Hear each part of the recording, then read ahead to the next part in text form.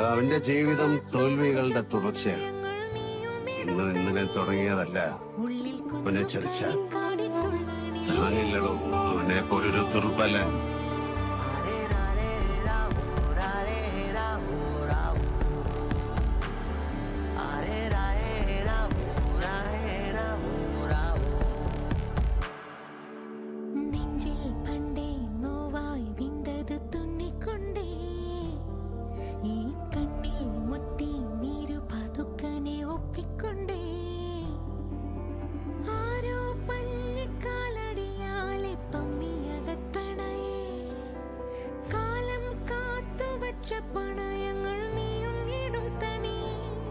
ഉള്ളിൽ കുഞ്ഞു കരിക്കാടി തുള്ളണി